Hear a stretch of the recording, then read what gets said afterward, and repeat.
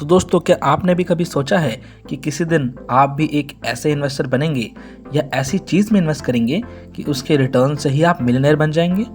तो आज के इस वीडियो में मैं एक्सप्लेन करने वाला हूं आपको एक ऐसे ही इन्वेस्टमेंट प्रॉस्पेक्ट के बारे में। इसे कहते हैं बिटकॉइन। तो हाँ दोस्तों, आप में से लगभग सभी ने इस नाम को सुना होगा। ये एक तरीके की क्रिप्टो करेंसी है। तो आइए एक्सप्लेन करते हैं क्या होती है ये क्रिप्टो करेंसी और क्या होता है बिटकॉइन, बहुत ही आसान भाषा में। और मैं आपको ये भी बताऊंगा कि इसमें इन्वेस्ट करें या नहीं, और अगर करें तो कब और कैसे करें। तो सबसे पहले दोस्तों, क्रिप्टो करेंसी एक ऐसी करेंसी होती है जो कि डिजिटल होती है। मतलब कि ये इंडिया में यूज़ आने वाली रुपए की तरह नहीं होती। डिजिटल होने का मतलब है कि आप इससे सामने देख या छू नहीं सकते, पर ऑनलाइन आप इससे अपने सारे काम कर सकते हैं। अगर मैं आपसे एक क्वेश्चन पूछूं कि करेंसी क्या होती है, तो आप लोगों को शायद करेंसी का मतलब रुपीस, डॉलर या यूरो लगे। पर अगर आप ऐसा सोचते हैं तो आप गलत हैं दोस्तों। करेंसी एक्चुअली एक ऐसे मीडियम को कहते हैं जिससे गुड्स का एक्सचेंज हो। दो लोग आपस में जिस चीज़ का यूज़ करके एक्सचेंज करते हैं वो करेंसी होती है। जैसे आपने सुना होगा द फेमस बार्टर सिस्टम के बारे में, जिसमें मान लीजिए एक इंसान के पास गेहूं है और उसे चावल चाहिए, और एक इंसान के पास चावल है, उसे गेहूं चाहिए। तो वो दोनों आपस में एक्सचेंज कर लेंगे। पहला इंसान चावल के बदले गेहूं दे देगा और दूसरा इंसान गेहूं के बदले चावल दे देगा।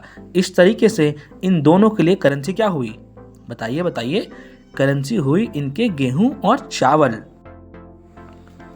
तो बार्टर सिस्टम की तरह ही कुछ लोगों ने मिलके एक ऐसा नेटवर्क बनाया है दोस्तों, जिस पे वो लोग गुड्स का एक्सचेंज के लिए डिजिटल पैसे, या आप कह सकते हैं कि क्रिप्टो करेंसी का यूज़ करते हैं।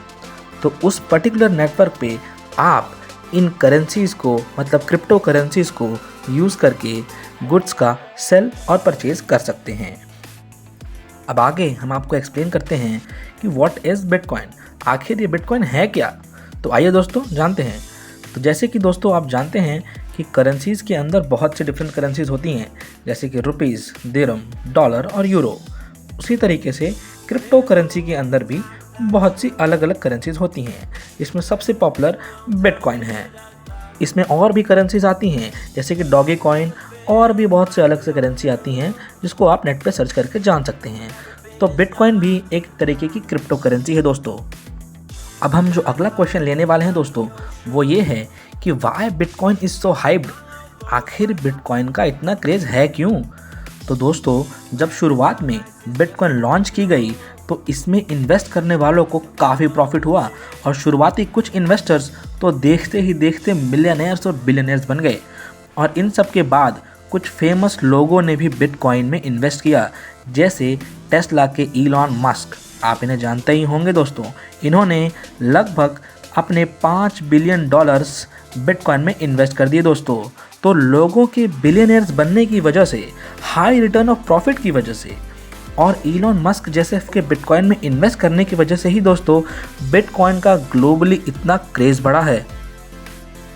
तो हम जो अगला क्वेश्चन उठाने वाले हैं दोस्तों, वो ये है कि बिटकॉइन में इन्वेस्टमेंट करना सेफ़ है या नहीं, और अगर सेफ़ है तो हमें किस तरीके से बिटकॉइन में इन्वेस्ट करना चाहिए। तो अगर दोस्तों हम इस क्वेश्चन के बारे में बात करें तो बिटकॉइन में इन्वेस्टमेंट करना चाहिए या नहीं, तो मैं आपको बता दूं कि बिटकॉइन एक बहुत ही अनसर्टेन एल्गोरिदम पे काम कर रहा है। अगर सीधे सीधे बोला जाए तो बिटकॉइन में प्रेडिक्टेबिलिटी और कैलकुलेशन नहीं की जा सकती। बिटकॉइन की वैल्यू बहुत ही तेज़ी से ऊपर या नीचे की हो जाती है। जैसे कुछ दिनों पहले ही आपने सुना होगा कि बिटकॉइन इन्वेस्टर्स को काफ़ी लॉस उठाना पड़ा था।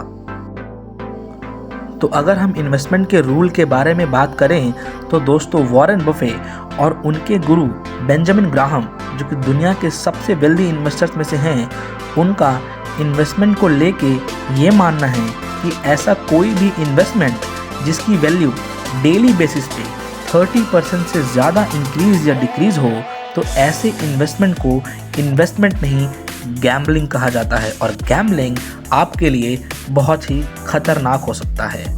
अगर हम एक तरफ बिटकॉइन के इन्वेस्टमेंट की बात करें और दूसरी तरफ एक्चुअल इन्वेस्टमेंट की बात करें, जैसे डेट फंड हुआ, इक्विटी फंड शेयर्स हुए, रियल एस्टेट हुए, तो मैं बता दूं कि बिटकॉइन कोई डिपेंडेबल इन्वेस्टमेंट नहीं है।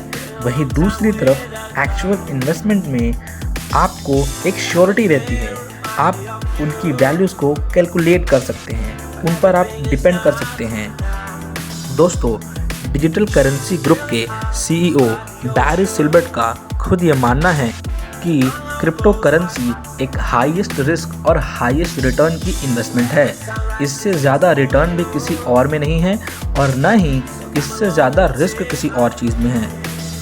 चलिए, बाहरी लोगों की बात अलग है।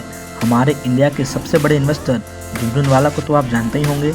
इन्होंने अपनी एक ट्वीट में ये कहा है कि इनको समझ नहीं आता कि लोग बिटकॉइन के पीछे इतना पागल क्यों हैं।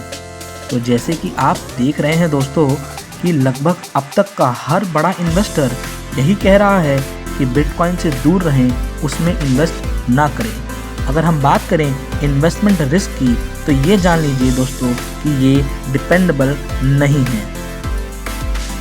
तो आइए दोस्तों, बिटकॉइन से रिलेटेड कुछ और रिस्क के बारे में हम जानते हैं। पहला, जैसे कि बाकी एक्चुअल इन्वेस्टमेंट्स में एक गवर्निंग बॉडी होती है जो आपके इन्वेस्टमेंट को देखती है, बिटकॉइन में ऐसी कोई भी मिडिल पार्टी या गवर्निंग बॉडी नहीं होती है। दूसरा, बिटकॉइन किसी भी कंट्री के गवर्नमेंट से अक्रेडिटेड नहीं है दोस्तों, मतलब किसी भी कंट्री के गवर्नमेंट ने बिटकॉइन को सपोर्ट नहीं किया है। कोई वॉचडॉग ना होने के कारण बिटकॉइन में बहुत सी हैकिंग हो रही है दोस्तों। हैकर्स लोगों के मिलियंस और बिलियंस ऑफ डॉलर्स हैक कर रहे हैं दोस्तों। अब आप बोलेंगे कि हैक तो बैंक अकाउंट भी हो सकता है, क्रेडिट कार्ड्स भी होते हैं, लेकिन दोस्तों आप यहाँ एक बात समझिए, बैंक अकाउंट या क्रेडिट कार्ड हैक होने के बाद भी आप अपने पैसे रिवाइव करा सकते हैं, लीगल केस कर सकते हैं, क्योंकि यहाँ आपकी सेफ्टी के लिए बैंक्स और गवर्नमेंट है। पर अगर आप बिटकॉइन में अगर आपके अकाउंट की हैकिंग हो जाती है तो उसके ऊपर ना तो गवर्नमेंट कंट्रोल करती है और ना ही बैंक्स।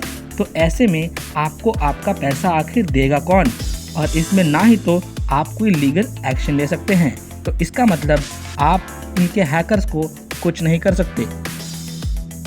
तो दोस्तों, हम अगला क्वेश्चन जो उठाने वाले हैं वो ये है, what kind of people should invest in bitcoin. Bitcoin में किन तरीके के लोगों को इन्वेस्ट करना चाहिए। तो दोस्तों, मैंने आपको इसके सारे रिस्क के बारे में बताया है। तो इन सब रिस्क को नज़र में रख के मैं तो ये मानता हूँ कि इसमें उन लोगों को इन्वेस्ट करना चाहिए जिनके पास पर्सनल डिस्पोजेबल इनकम बहुत ज़्यादा हो।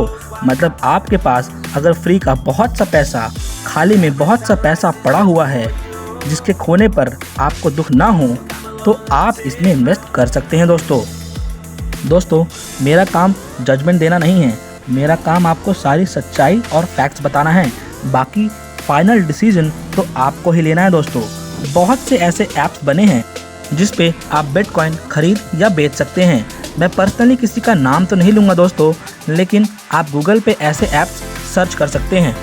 ऐसा मत समझिएगा कि मैं बिटकॉइन के खिलाफ हूँ दोस्तों, पर मेरा काम ये है कि आपको सब सच्चे फैक्ट्स बताऊं, जिससे आप ब्लाइंडली ट्रेंड को फॉलो करते हुए हाइप को फॉलो ना करें। अगर आपको मेरी मेहनत पसंद आई तो बिना लाइक के यहाँ से मत जाइएगा दोस्तों, और इस वीडियो को शेयर भी करें जिससे सभी तक ये नॉलेज पहुँचे, और चैनल को प्लीज़ सब्सक्राइब करें।